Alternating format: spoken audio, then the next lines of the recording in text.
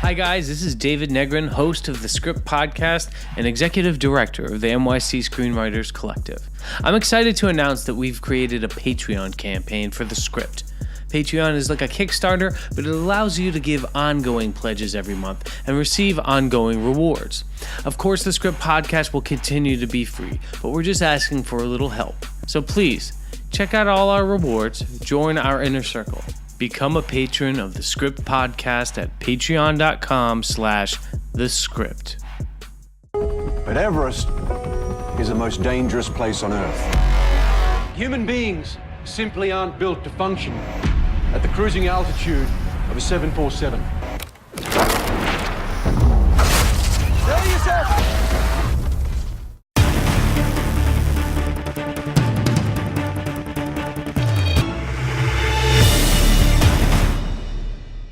This is the Script, the official podcast of the NYC Screenwriters Collective. Tonight, we summit Everest.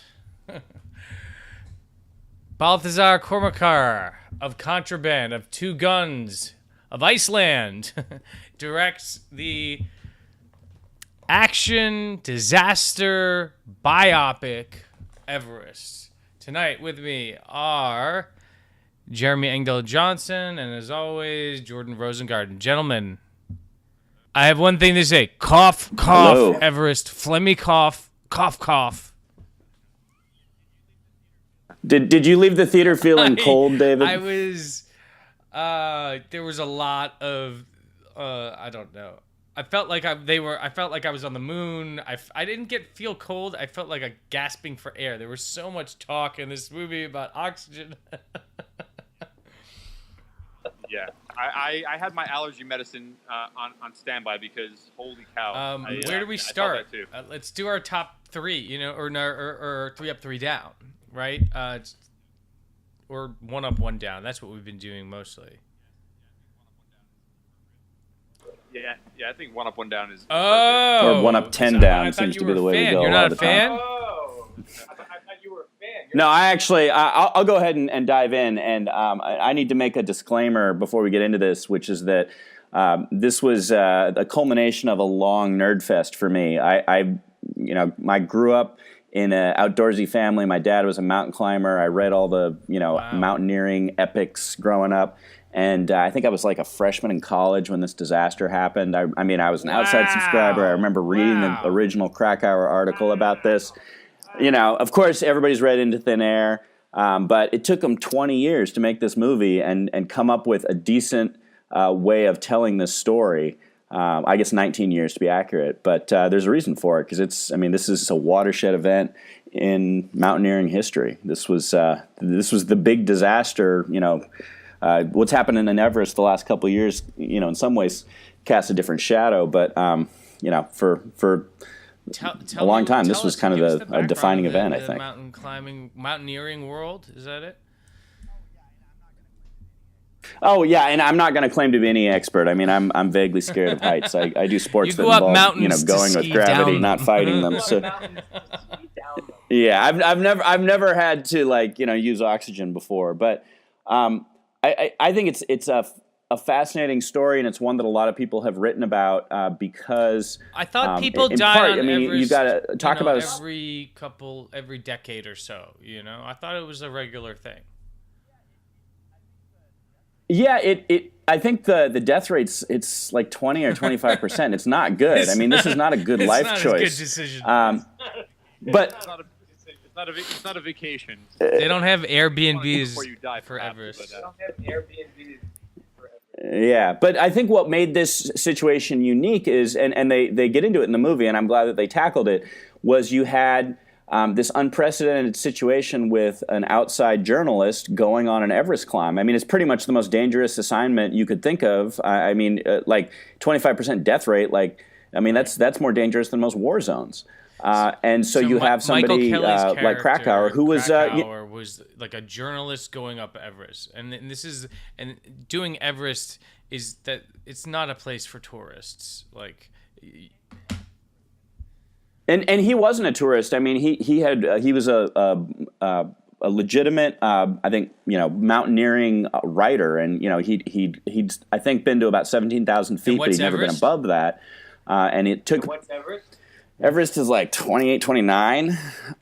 So and that top, above 25,000 is the death zone. So I think he spent about a year deciding whether or not he was going to do it. There was a great article just this last week in Outside Magazine by the editor who sent him up there. And there was a while there after he made it back, but they hadn't accounted for him yet where he was missing, and they thought he might be dead. This was, that gets me to my point, which is that I think one of the reasons that this has become part of kind of the legend of Everest and such an important part of it is that you had this writer and you had this situation and you had all these words written about it. And Krakauer's book, Into Thin Air, is a bestseller. It was also highly controversial, and the families of some of the other victims or the other deceased were angry about it. There's been competing accounts. One of the main characters, I think, in the movie is Anatoli Bokharov. I probably just totally butchered that, but he wrote kind of a rebuttal. Can there's we been be like 10 clear books written about this what thing. Happened up there? I mean, I was riveted by this movie from the midpoint on. It was pretty slow. I thought it was going to be a total piece of shit, frankly. I thought it was going to be like every other movie I've seen on a mountain, like the Stallone one, like, what was that called? Cliffhanger? I thought this was like Cliffhanger with a bunch of action. Cliffhanger. But at the midpoint, when the bad guys close in begins, it just goes to shit. And I was like, now we have some drama. Because it's not just like one of these guys is having trouble. It was fast. I was fascinated after that. But I don't know, who made a mistake. I remember one point there was oxygen that was supposed to be there that wasn't. I know there was, John Hawke's character, Doug Hansen sort of pushed past the time they were supposed to be on, and Rob Hall allowed him. I mean, first of all, how did they know that stuff happened if those dudes died? And second of all, what really went wrong up there? Can you explain that, Jerry? Yeah. From my understanding of the events and having read the Krakauer accounts and just kind of looked into this, I think it was fairly accurate. There are definitely some unknown things. So we know that they pushed past their turnaround time. And we know that it was Doug Hansen who was kind of the person who was in back and that Rob Hall hung back with him. I'm excited to get to the part where we talk about structure, in part, Dave, because I want to hear how you're going to break this thing down, because it is such a strange movie. I mean, it's like a Greek tragedy in the sense that hubris is, there's various instances of hubris, and then all these people die because of it. It certainly doesn't feel like the hero's journey to me. This film is tragedy, and I didn't see that coming. But it's like, as far as I can tell, it was a fairly they tried to be as close to what actually happened as they could. There are things that we don't know about that are a little uncertain. I mean, for example, I think there's one area where they took a really significant liberty, which was with the Andy Harris character, who's the guide who went up there. So you asked about the oxygen. As Krakauer recounts it, Andy Harris was basically, I mean, he was suffering from some sort of it was probably high altitude cerebral edema or something, and the oxygen tanks were not actually empty. He was just confused. And one of Krakauer's regrets about this whole situation is that he didn't recognize that this guy who he had gotten to be close friends with, who was a guide who really knew what he was doing, was basically losing it, and he didn't do anything about it. He was the one person who reported they were empty. That doesn't come out in the film. They didn't get in. It doesn't come out in the film. Well, I think they probably just didn't know how to depict that. And then we know that he died on the Southeast Ridge, but we don't really know how he died. So, I think that was the one really notable liberty that I saw was, they'd already foreshadowed this idea of this paradoxical hypothermia where you think you're burning up and you take off all your clothes. And so they're like, hey, here's the good. Maybe we don't know that's what happened to him. Maybe that's what happened to him. So we'll have him take off all his clothes and fall off a cliff. So that was really the only thing I saw that wasn't at least attempting to be faithful to the accounts that I've seen. Interesting. A lot of, I mean, first of all, this is such an ensemble piece. It seems like a bunch of that, like, Hollywood bro actors were like, let's do a Everest movie and let's, like, do Everest camp together and all grow beards, like, playoff beards or whatever. Because Josh Brolin, Jake Gyllenhaal, Sam Worthington, Jason Clarke, John Hawkes, these are all leading men, and they're like, let's do this movie. They signed up for it somehow. And never does it feel like Expendables, where it's ham-handed and it's like, hey, we're all stars. Let's steal the. That was a great strength. It felt like an ensemble, and which is hard to do with that much star power. Sam Worthington playing like a small role a couple of years ago. He's the biggest leading man on earth. Yeah, he was the only one where I kind of felt like, really, you couldn't have just given some new guy a shot. Like, it didn't really feel necessary for him to be a recognizable face. But I'm not sure if this is a casting decision or a directorial decision, but there's so many faces, so many people on this mountain, and there's so much obstruction. It almost helped to have famous faces around to figure out, who's who, because I lost track of every character who was not a star. I just did. I just lost track of everybody who wasn't a star. And I kept thinking, oh, Sam Worthington's here. Okay, the guy from Avatar is going to save the day. Okay. Well, I think that's been one of the struggles and probably why it took 19 years to make this movie. So the strength of the Krakauer book, I think the subtitle is like a firsthand account of the Everest disaster. That first person is really important to that book, and it's really fed a lot of the controversy about what happened up there. But these guys took a long time to figure out what story they wanted to tell, and it's it was a decision to focus on Rob Hall and Beck Weathers. That was how they focused this sprawling story. 12 people died on the mountain that season, so you could go any number of directions. This is one of those, when you're writing this script, this is the challenge. Here is the biopic challenge. Right, which is we have a story, a true story for 20, 25 people. What is the scope? And the screenwriting rule for biopics is you figure out whose story you want to tell. You figure out what the triumph is, what the triumphant moment is, and then you work backwards from there, because that's your third act. And the idea of it being Rob Hall's movie and him not making it out was somewhat anticlimactic, and Josh Brolin, resurrecting out of here was kind of was a triumphant moment. We needed something, otherwise this was a huge tragedy. And so, when Doug Hansen dies early on, you're like, whoa, that's bad. And then people start dying left and right. And it didn't feel as triumphant as it could have been if Rob Hall's had survived, right? If his character survived, but they are hamstrung by the truth. And then you also have to say, well, you couldn't have just made it Beck Weathers' movie, because he wasn't a prominent part of the teams, Yeah. And the way they portrayed him in the film, he doesn't seem like a really likable character. Here and there. I don't know if it's because Josh Brolin. Here and there. Yeah, I don't know if it's because Josh Brolin plays a lot of villains, but every time I looked at him, I just felt like he was going to do something. Well, bad. because that's where you were.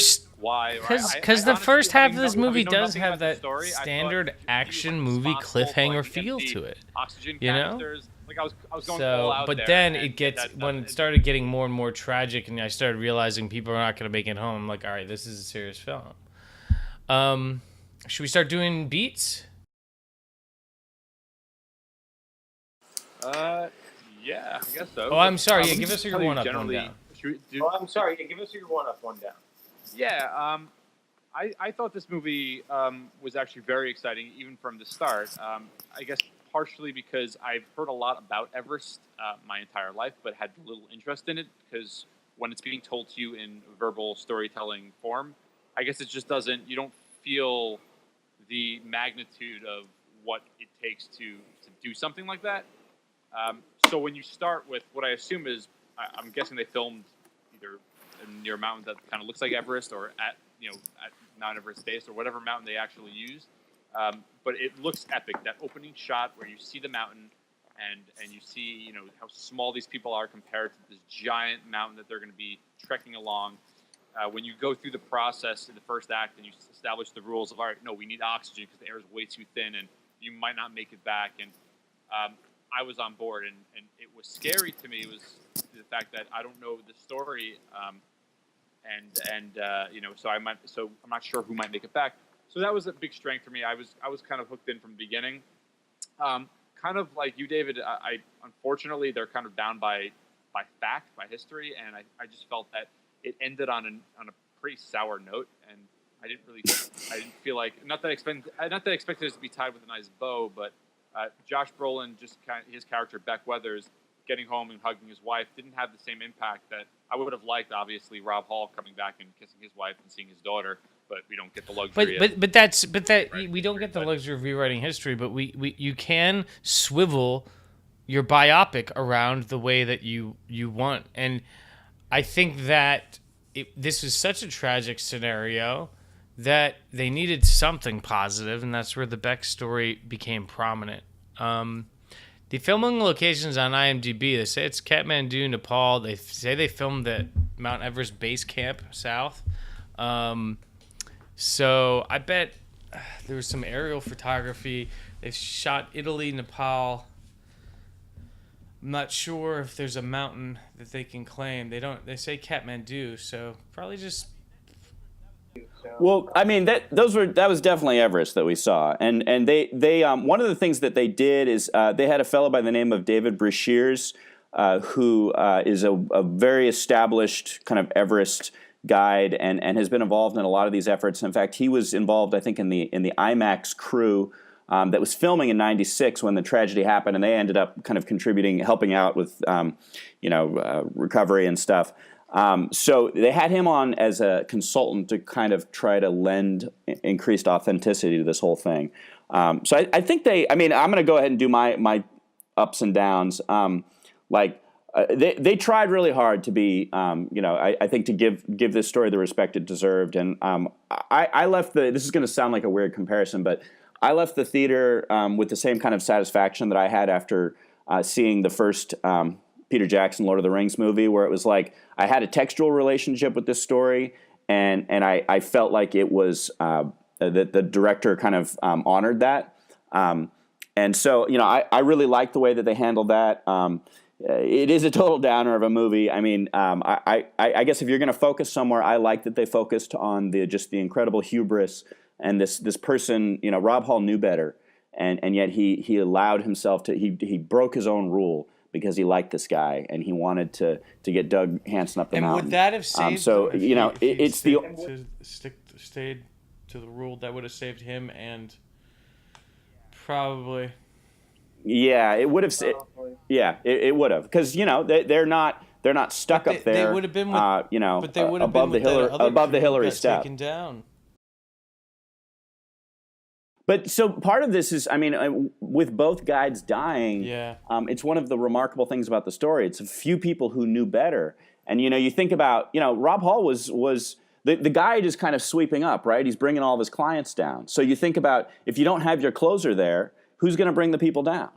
And so I think a number of those people probably end up. Maybe it was a bad situation, right? It was that blizzard hit. You might still have had the situation with the huddle where several people perished and Beck almost perished. But does Scott Fisher end up dead? It's like he was sending people down because he recognized that he didn't have it going, how and Jake Gyllenhaal he wanted to get people died. off the mountain. I got lost in it. And that's actually my down. Is I feel like that story was if you're not going to do that story justice, then don't get Jake Gyllenhaal to play the role. Like it, and I'm like, so I was living in Seattle at this point. Scott Fisher was a Seattle guy. I mean, there's been a lot of press locally about this, comments from his kids and stuff, and it doesn't really feel like they did him justice. Like, you just get the sense he got himself tired out, and he just kind of was pretty drops cool out of the movie, but part then way he through. disappears. Yeah. So I think his widow has kind of bristled at the characterization, kind of party boy, and I mean, he was apparently a very larger than life person, and you meet these guides, and they're these enormous personalities, and Maybe I don't know that they necessarily did him justice. But what was left out? I mean, did he make a mistake? What was his mistake? Got him killed. Well, at least in the movie, it felt like he was just trying to do too much. He's shuttling customers back down to through the ice field or through the ice fall back down to base camp, and instead of being up there, helping to kind of make the stab at the summit. They definitely tried to make hay with the whole Krakauer thing, and because that part was true, that the two companies were kind of quarreling over who was going to get the outside journalist to go up to the top. You're not going to find another journalist crazy enough to do it. Well, that was another character they didn't do much with, and that was the woman, Sandy Pittman. I mean, she got eviscerated in Krakauer's book. I mean, she was because she was this socialite, and she pretty much paid herself, paid her way to the top of the 7 summits, and there's this really quick scene that's this homage to the Krakauer book where you see the lead Scott Fisher Sherpa shortlining, like with a short line between him and Sandy, dragging her up the mountain, and Krakauer distinctly mentions that moment that he saw this Sherpa basically instead of laying out lines. Which is where they lost an hour on the way out. He was dragging Sandy Pittman up the mountain. That's really good, because that seemed like it was just a random. The one thing that didn't seem right to me is that the Sherpas in this film were not like these awesome superhero types. Like, I always understood the Sherpas to be like really great at their jobs, and these guys who could save the day, and they are, the Sherpa lobby should be pissed about their portrayal in this film. Yeah, and that's, I think, actually one other thing that as far as historical accuracies or unknowns, nobody really knows exactly what the details of what the two guides agreed to as far as laying the line. So they can't really specifically ascribe blame as far as those ropes not being in place when folks got up to the Hillary step and needed to kind of push on from there. And that was a key delay. I mean, that ended up costing people their lives. Yeah, that's something also. It wasn't just the storm. It wasn't just Rob going back, but that delayed them as well, right? I mean, they had to put that rappel thing right in the ice again. They had to set that up. The fact that those weren't there from the start, I think that's why more so of a reason why they got caught. I could have used a little more education on the plan. I absolutely needed a little bit more orientation in this film, where they are, the steps. We should have had like an obligatory explanation of what are the steps towards summit. I mean, I've tried to make a note of it, but all the different levels turn it into a video game for us a little bit. Super Mario Brothers level 1, 2, 3, 4. To get to the princess. Like, I need to see that stuff, because I got confused with what all the goals were, because there's also so many people you're following, and something like, I mean, Jeremy, maybe you can lay out like the 5 levels of hell that they had to get through. Yeah, I mean, I think it's one of the real challenges of this movie is that, and I'm curious to be talking to you guys who don't have a lot of background on it, because on the one hand, you've got this potential for this thing to be this Hollywood blockbuster, but there's a lot of knowledge that comes along with this, and again, I have no practical or no actual experience in mountaineering, but like there are these unique set of rules with Everest and going above 25,000 feet, and so the oxygen thing is the a Russian big guy thing. did it without oxygen. They were very. Yeah, they were very neutral about that. Like Krakauer was critical of Anatoli for not doing that. He thought it was selfish, and that he would have been in a better position if he had been on oxygen. That said, they ran out of oxygen, and it was helpful to have a guy who was acclimated up there, right? So that's there are things like that which are just kind of a passing reference in the film, which are in fact like huge debates, and there's all this back and forth around it, and what is the nature of it? So I think they had a hard time establishing the rules tone. Here. We could have had people arguing on the mountain and backstabbing on the mountain, and who's letting who down on the mountain, and instead of it just being the men versus the mountain, which is, I think, why this succeeds. It didn't turn into a cliffhanger. They just kept escalating the mountain as different forms of antagonism thrown out by the mountain. But I would have appreciated understanding this drama that you're relaying to us. Yeah, I think that was actually a conscious choice. Like, I mean, I've heard, the director even say that, they were focusing on making the mountain the antagonist instead of each other. So, and I agree, it's what allows the film to succeed instead of turning into a, he said, she said kind of thing. Yeah, because we've seen that. I mean, that's what makes it fresh. That's what makes it work, is the fact that you're expecting at any moment this huge brawl to go on between, let's say Beck and Rob, because they set Beck up to be a guy who speaks his mind. He's this guy from Texas. He's got a bit of a big mouth, and he paid his way.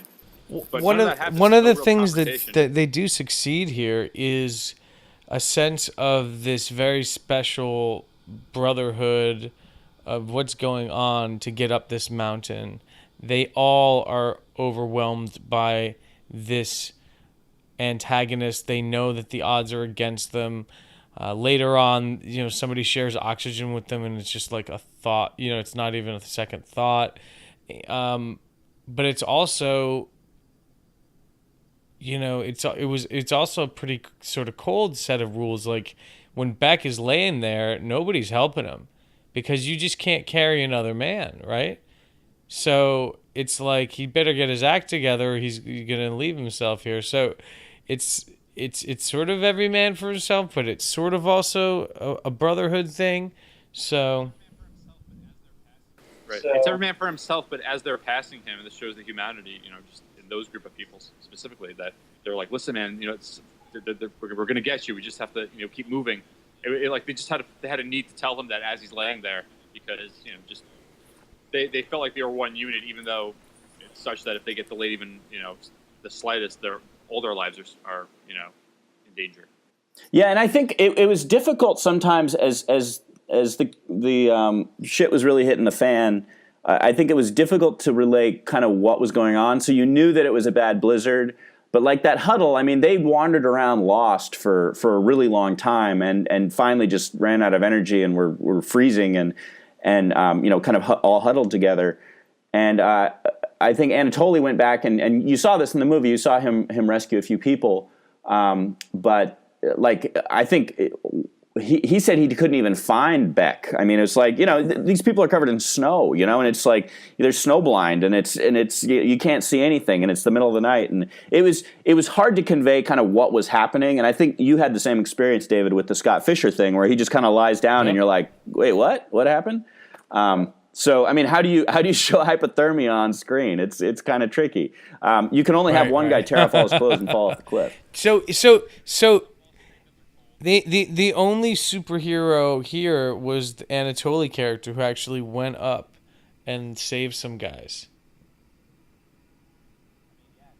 I mean, that would have been somebody to focus on. He was very downplayed. If you're going to do a biopic, have him be more of a major character. And then you get a bigger victory if he ends up saving people. That's somebody I would want to make him more of a main character. Yeah, that would have been a very controversial movie too, because like I said, he penned this book that was this response to the Krakauer account, and he's a alpha male type who climbs Mount Everest. Like you can imagine what his account of what really happened would read like. He was critical of. Yeah, and they've been arguing about what really happened up there for the last 19 years. Yeah. So it's hard. It's imperfect information. I mean, they did have the radios, so they were able to communicate. One other thing, just like there's one part where I think the movie suffers from its connection to the true account, and also I think kind of the myth that's emerged around it. And it's at the end where you've got Rob on the radio patching through to Keira Knightley in Australia, and those are moving moments, but that was a very riveting part of the myth of what happened up there. That he had these final words with his wife, and I think it was, while it was emotional, it was a lot of scenes of people talking on the phone to one another, and that's never great as an emotional fulcrum. I don't think. I mean, it was tough because they built a hero who didn't have all that heroic stuff. He gave Doug Hansen a second try, and we liked him because of that. He seemed to take care of people, but in the end, he ended up getting himself killed and a bunch of people killed, and it's and I'm not talking about the real human being. I'm talking about the character in this film. Obviously, right. I don't know what any of these guys are heroic for doing what they did. But in story structure and in trying to, when you're adapting a biopic, you've got to swivel around to find who your heroes are. And the one person in this film who did anything that was somewhat heroic was the Anatoli character. Because Sam Worthington went up too when he didn't have to. It seems that Scott Fisher's character by Jake Gyllenhaal was also doing some stuff that, he putting himself out there, but it wasn't clear. I don't know. Let's do beats, man. Jeremy, why don't you rock on with this? Why don't you take the lead on these? Jeremy, why don't you rock on with this? Yeah, I mean, you tell me what you think, or name the beat, and I'll debate it. Well, let's start with the midpoint, because you said that's where things really picked up for you. What did you think the midpoint was? It was after the summit. It was after the summit. The summit of Everest is the midpoint for me. And then, because up until that point, there's not a lot going wrong at all. There's some coughing, some wheezing, oxygen issues, but after the fun and games of this biopic, not that interesting, and they didn't educate me a lot about the mountaineering. I wish they would have. They were supposed to. They had these acclimation ascents, right? That was kind of like would function as like training montage stuff, and we could have learned a little bit more about mountaineering on those. We didn't, and so up until, for me, the summit, I was like, it's like a much higher production value cliffhanger or whatever. Yeah, I mean, and it's partly why I kind of pitched it back over to you when you asked me to take the lead, because I struggled with how this fits into our Blake Snyder model. I mean, the first half of the movie is I really don't know how it maps exactly. I mean, I think the A story is it's not to get to the top of Everest; it's to get down alive. Yeah, I mean, the A story is Rob Hall getting his clients what they want, which is to the top. But what we forget, what we don't know, is that that's not the hard part. That's only half the battle. And right. And some of the decisions that his clients made, whether they should have been there in the first place, like was Beck Weathers a good enough climber? Was was the competition between Rob Hall and Scott Fisher a factor? All that stuff sort of starts to play into that A story, and that's fine. That's interesting, fun and games. Obviously, in a disaster pick, your bad guys close in has to be all the disaster stuff. And I mean, that's even if you look at something as simple as Titanic, the midpoint is when the Titanic hits the iceberg. Up until then, we've got a lot of the character drama. Yeah, I mean, because I agree that the midpoint is the summit, and then I think the break into 3 is Rob's decision to carry on with Doug and not to obey his own rules and abide by his turnaround time. I don't really know what the break into 2 is. That's too early, or that's too quick. I mean, I think the break into 3, it's so messy because I think the break into 3 is Rob when he wakes up. But what choice is he making there? I mean, it's like the choice has already been made. I'm waiting for him to get up and go. And he does get up and he goes and he claws his way a little bit. He makes 2 phone calls, so it's sort of, they gave us the same thing twice. And then they just sort of shift over to Beck Weathers, to Josh Brolin, and say, all right, you take over our third act here. And that's part of the problem with the anticlimactic ending to the Everest picture. The All Is Lost, I believe, was Doug Hansen dying when Rob Hall says, Doug's gone, and then after that, everybody's dying, and then a bunch of people are frozen over.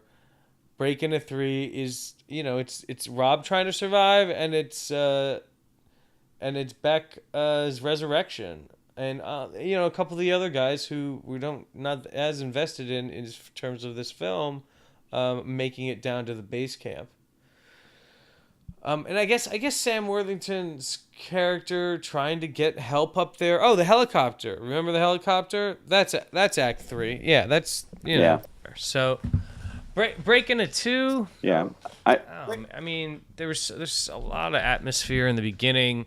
I think you could argue that it's when they start after the acclimation ascents, and they're like, all right, we're doing this bad boy. When it starts to be tough. Yeah. Long first act, then I guess. But there was a lot of pipe to lay. Yeah, I just don't think this maps very well to Blake Snyder. I mean, I understand what you're saying about the break into 3, but as far as our protagonist, who I think we agree is Rob Hall, as far as the decisions he make, and it's one of the reasons that this story is fascinating is that he made a decision at 2:30 p.m. on May 10th of 1996 that ended up costing him his life 3 days later. And so it was over for him when he made that decision. But that's not the greatest, cinematic setup right there. It's just like starting off saying it's if you have a biopic where a lot of things go wrong, you've got to pick every single thing that goes right, and you've got to swivel around so that those characters are main characters, right? So we could have had the Anatoli character being much larger, and his third act could have been going up and saving some folks, and then you could also have, if you did Anatoli and Beck as much bigger characters, and then we're like, all right, those 2 got out, and now the third guy, we're ready for Rob to come down, and he doesn't make it. It would have been a much more balanced, ironic ending with a positive and a negative charge, instead of quite a negative charge. I mean, I think that just sort of fooling us with the first, getting Keira Knightley on the phone and say, Rob, get your ass up, and he does do some walking. I mean, that may have been accurate. That may have been what happened. But for our third act of our film, it didn't. It's anticlimactic. So. Yeah, and it's just it's again a challenge of the facts. That it just like, yeah, I mentioned the article by the editor who sent Krakauer up there. After they'd figured out that Krakauer was alive, I mean, they were like having, like cocktail parties, and they're like, "Oh, poor Rob Hall, he's still up there, freezing to death." It took him 3 days to die. I did think it was fascinating. They cited some actual things, like I think that where she says, where Keira Knightley says you might as well be on the moon. I think that may have actually been sourced from the actual conversation. I believe that, because I remember thinking the visuals that the director chose felt like the moon. I felt like they were stuck on the moon or Mars or something like that. I felt like they were stuck on another planet, and that was haunting for me. And I think that was one of the successes of this film for me. Yeah, the other thing when he talks about, he keeps referring to Doug as being gone. That apparently is how he recounted it over the radio. And you have a couple of radio conversations, and that's the extent of the factual information we have as far as what happened to Rob those over the course of pretty much after getting down the Hillary step with Doug. So I don't know.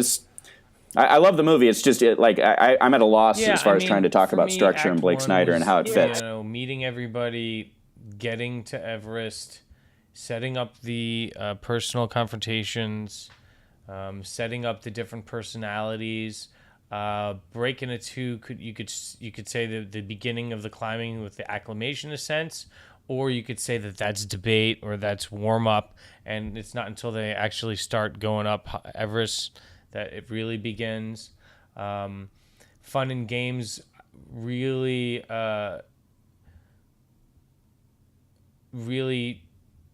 it's interesting. There's a lot of climbing up, and we get to the summit of Everest. How do you guys feel about that? And just in terms of storytelling, it's really hard to handle this success. I mean,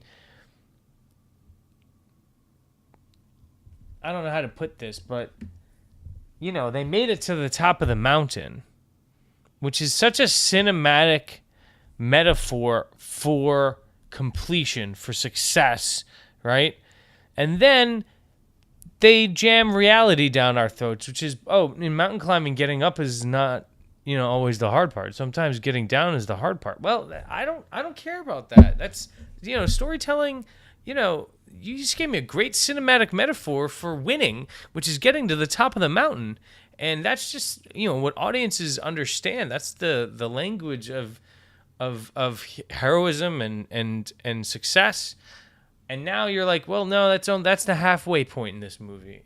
And I'm like, wow, well, luckily, I was like, all right, well, where do we go from here? And luckily, they give us a whole bunch of complex bad guys close in to the point where I'm sitting there like, oh, this is a shit show. Because once they get up there, I would almost relate it to maybe like a sports movie where, drama, yeah, totally. I'm saying the first act training for this, for this match or whatever it may be, whatever sport we're talking about, and then, finally they're winning, and then the other team is kicking their ass and they're just brutally getting destroyed, and then you're waiting for the comeback, you're waiting for them to make it to pull through. Absolutely. So that's great how analogy I would to pair the it sports up, drama. Yeah, it's really interesting for me to hear you guys talk about this, because I totally agree with you, David. I mean, it's like this amazing cinematic moment, and I think it was in an interest again of trying to stick to the reality of climbing Everest. They passed on that opportunity. I looked up the Everest article that Krakauer wrote. I'm just going to quickly read this. Maybe you can link to it. Opening paragraph. We'll link to it in the show notes. Yeah, but this is exactly, so this is what it's like to reach the top of Everest. Straddling the top of the world, one foot in Tibet and the other in Nepal, I cleared the ice from my oxygen mask, hunched a shoulder against the wind, and stared absently at the vast sweep of earth below. I understood on some dim, detached level that it was a spectacular sight.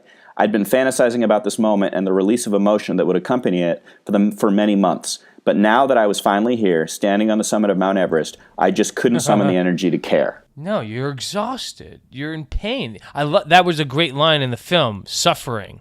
He's like, we're suffering. He's like, I'm not happy at home, but I'm happy suffering up here. I felt that in the movie. This is just pain. You know?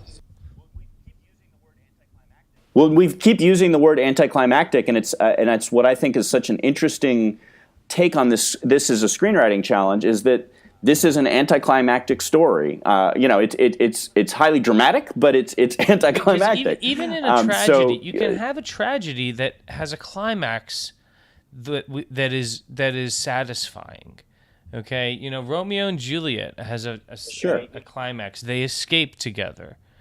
They escape, and then there's a tragedy towards the end. But finally, they are together, and they've escaped their two families, and the families have battled.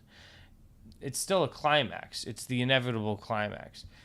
I think that we got in trouble with all the different characters. We didn't know who to follow, who was the hero, and we were waiting for Rob Hall to be saving people's asses up there. I think also, now I'm thinking about another matchup that I was thinking about is, I don't know if you remember the Oliver Stone film World Trade Center, and the reason I'm matching that up is because if you think that was based on a true story as well, right? Yeah. And it was obviously it wasn't a natural disaster, it was a terrorist attack, but you have this story of these two characters helping each other, and I think the reason why that may have worked, it's been a while since I've seen the film, but from what I remember, is because you're focused on these two characters in this specific situation, going through, stuck in this specific place. Whereas here, like you were saying, David, like there were a lot of characters. I'm not really sure why we had cuts to. That was it was definitely redundant. Two wives waiting for their guy. Preferred, you learn about the other characters a little bit through their dialogue, through their interactions. I would have liked to see more of that, perhaps, and not so much cutting away to like, oh, he has kids, and let's show that his wife is also thinking about maybe leaving him. Or all if you were going to use two wives and two men, that should have been the core of the film. That should have been everything. If you wanted to say one of these guys came home, the other one didn't, then the movie should have been about their relationship. It should have been about Beck and Hall's relationship and talking about their families and how important their families are. And somewhere, of course, this is just lost in the hamstring of being hamstrung by adapting reality. But if you're going to create a feature film and not a documentary, you need to obey some of these larger storytelling rules to satisfy your audience. Yeah, I agree. Robin Wright was the other character that, I love her. I'll look at her all day, but it's like it was unnecessary to have like that much horsepower in that role, like, because it just felt like it was tacked on. Yeah, and anytime you cut away from Everest, it just deflates. It's like, no, I'm excited. Why are we cutting away from this exciting? I needed a break. I was getting snowblind. Up there. Like I was like, I was very disoriented. In an action film, it's really important to orient your audience. And every time they cut to the map, I kept staring at the map. I'm like, please, like, just point to where they are. Please point to where they're supposed to go. Please name these places so that I know what success is. I know what failure is. You keep mentioning the Hillary Step. I know that was important. I know they started off in the ice, the moving ice area. I know where the summit is. But other than that, I was pretty lost. Yeah, you almost needed a little like an orientation video at the front end. Disaster movies always have that. They have the obligatory scene with the professor saying, "All right, here's the comet is coming, and we need to drill into it before it gets past this point." And just give us the plan, because you have to proceduralize this thing. It's very sophisticated of what's happening here. Not to mention, we're following 24 people. Right, and although it might seem like, I'm sure someone who's writing this, like, that's a trope. We're going to have that scene where that guy just explains everything. It's a convention. It's a genre convention. And I mean, if I'm trying to think if Titanic had an explanation, Oh yeah, absolutely. Remember that they had actually a scene where he takes out the map. Remember of the Titanic? He's like, "We're flooded here, here, here. If we flood here, it's right." The tail goes up. And Jack and Rose are like, before they go somewhere, they're able to say, "We need to get to this place. We need to get to this boat." The problem with the Everest is that these people can't talk to each other, right? I mean, I didn't even buy the little amounts of talking they did do to each other. I was like, I don't think anybody's talking up there. Jeremy, do you know anything about? I mean, can they talk to each other up there? I think it's pretty hard, and I think that's been something that's kind of been a problem with the mountain climbing genre all along. I mean, that's another reason I think I really like this movie is because there's literally never been a good climbing movie before. And I mean, have you guys ever seen the Eiger Sanction? Like, it's highly entertaining, but like, it's ridiculous. I mean, it's like they couldn't figure out how to make a movie just about Clint Eastwood climbing the north face of the Eigers, so they were like, "Well, let's wrap in like a murder, somebody's like somebody's got to be trafficking drugs or backstab, gonna murder someone." What is the while we're at it? What are the 7 summits? Ooh, like what does that mean? Or it's this thing that kind of came in vogue where you would climb the highest to the highest point in each continent. So I know that it's Denali. Let's make sure we got that name right because we've just renamed. Was recently renamed Denali, right? Yeah, exactly. So it's Denali, Mount Blanc, Mount Everest, Kilimanjaro, Aconcagua. I think it's Vinson on in the Antarctic, and Kosciuszko. I'm probably not pronouncing that right in Australia. And yeah, you've got it all. You've got them all. Do I have that right? Wiki. Elbrus. Yeah, they've got 9 on the wiki, so the 7/9 summits, whatever that means. Yeah. So, and it was a guy by the name of Rick Bass who was the first person to accomplish this feat, and I think it happened in like 1985.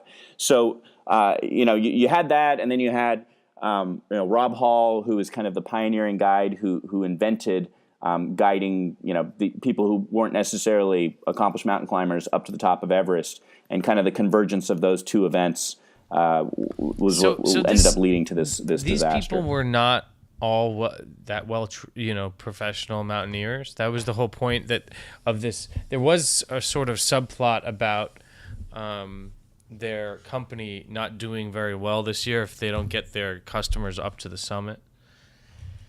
Of which I was sitting there, already like who gives a shit, like this is like I already felt these men fighting that mountain.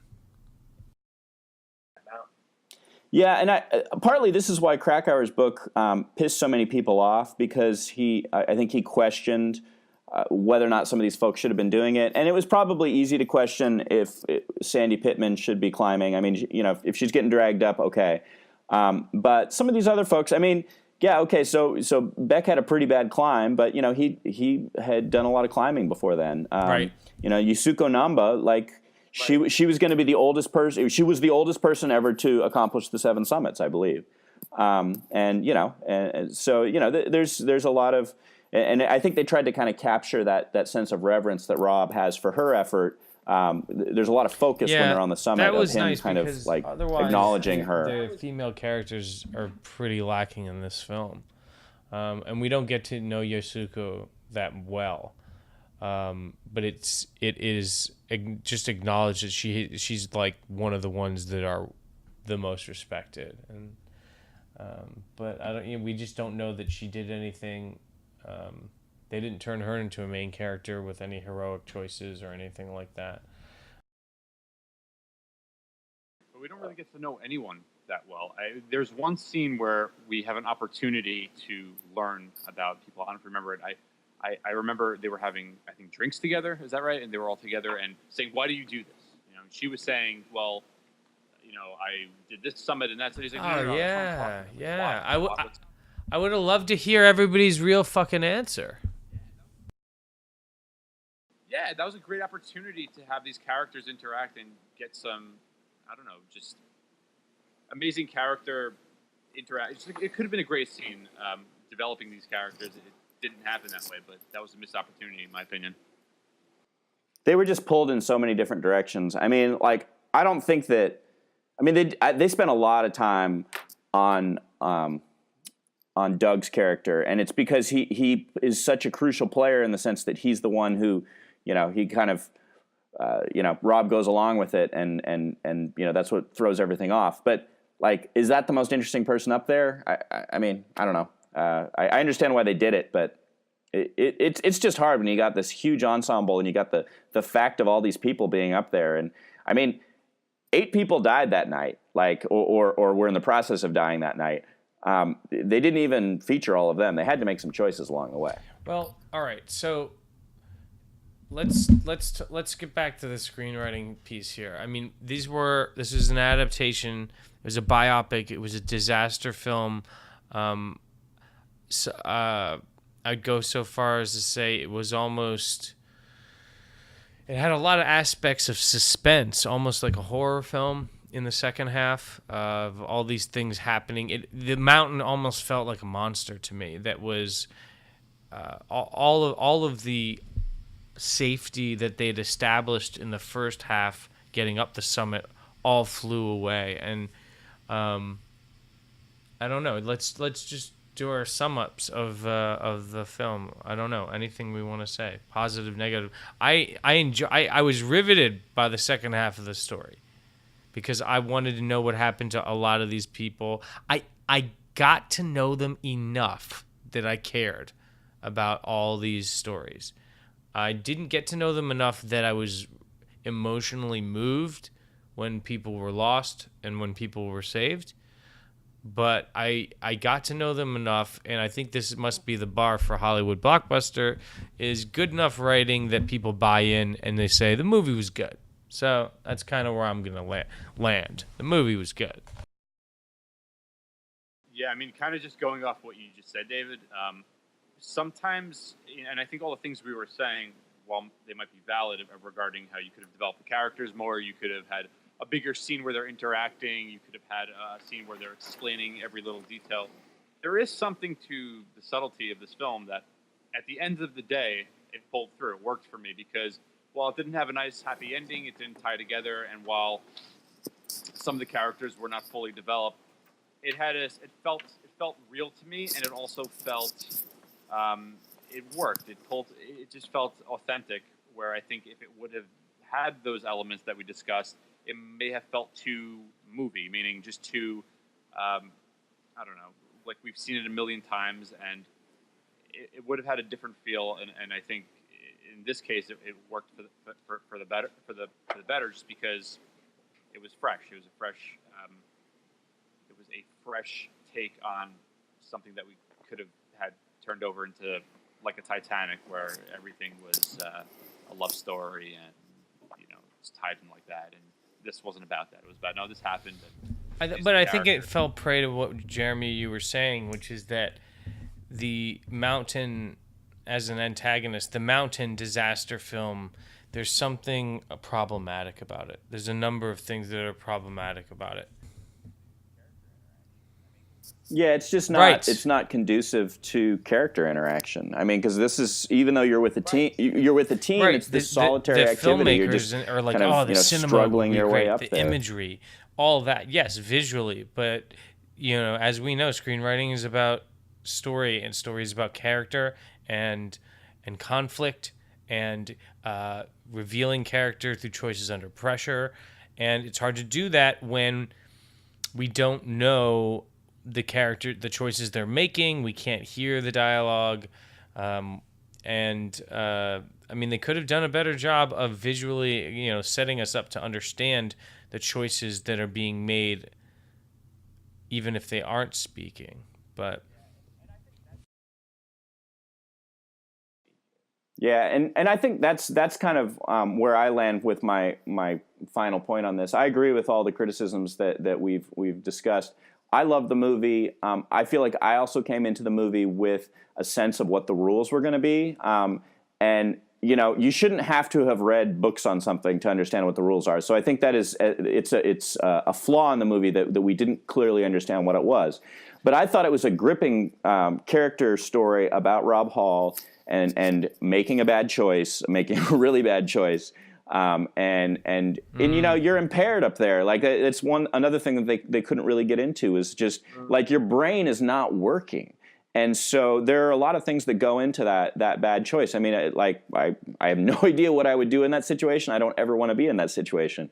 But I think if the filmmakers could do it all over again, if they could somehow take us a little deeper into this world so that we understood the rules and understood kind of what Rob was really doing and what kind as of things fall would to save pieces. The day once things did I fall think to it would have pieces. strengthened the movie. I kept thinking, why can't they like shoot some oxygen up Yeah. there? Or, why isn't there a hose? Like things like that. Why isn't there a way to save the day?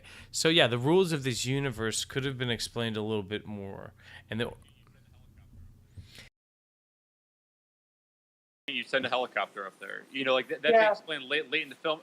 Where most people understand, okay, it's the altitude. But for the average person, if you're sitting in that theater, by the third act, when she mentions with the helicopter, she's like, "Oh, you're so silly. We can't send a helicopter." Why couldn't up they there." parachute thinking, some dudes in there? But I don't know, with some oxygen. I don't know, but I agree. Yeah, the one other thing that I do think, and this is, I don't know if this is useful for people, but one of the things I took away from it was okay, so it took 19 years after the events that inspired this to finally make a good movie. They tried to make Into Thin Air in the late 90s. I think it was terrible. Nobody saw it. So you got 19 years and you've got this aesthetic distance from the event. And a lot of times something happens and people think when's the book going to come out? When's the movie going to come out? I think this is a nice example of why it's good to have some distance from the actual events if you're going to base something on what really happened, because you can really process the story. And I just I commend everybody involved in the movie for I think getting the story pretty much right, but it required that aesthetic distance before they could do it. Film now, I think it's timely. I mean, Everest has been, there was in I guess 2014 they had that massive avalanche that killed all those Sherpas. The Sherpas ended up basically going on strike and shutting down the mountain. This last year, the weather. Well, no, because it's this is garbage. This is a highly deadly workplace that we're in, and we don't even have decent benefits. And you got clients paying $65,000 to get to the top, and we're we die and our families are screwed. So they had this kind of big watershed event in 2014, and then things got even worse in 2015 with this avalanche. And I think the future of Everest is in doubt. So. I was looking at the rank, the revenue on this, and it was the number 4 movie this weekend. Not really killing it, right? But it's this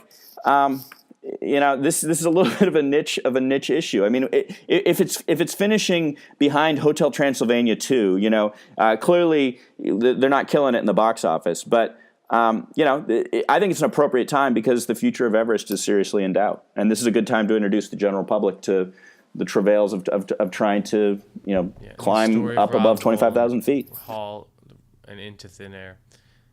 I think it's a great place to end it there. Jeremy, I feel enormously enriched by your research and explanation of the universe. Having seen the movie, I feel like I get a lot more out of it, and I wish they'd put that in. But thank you very much. I will. Yeah, you'll have to send my father a thank you card. I give him my best. I will, and I think that's it for us, guys. This is The Script, the official podcast of the NYC Screenwriters Collective. The Script is produced by Jordan Rosengarten and David Negrin. You can follow us on Twitter at ScriptFeed. If you're in New York City, you can come to NYC Screenwriters Collective workshops. Go to www.screenwriterscollective.org or our Facebook page under NYC Screenwriters Collective. You can support the Script Podcast at patreon.com/thescript. Thank you.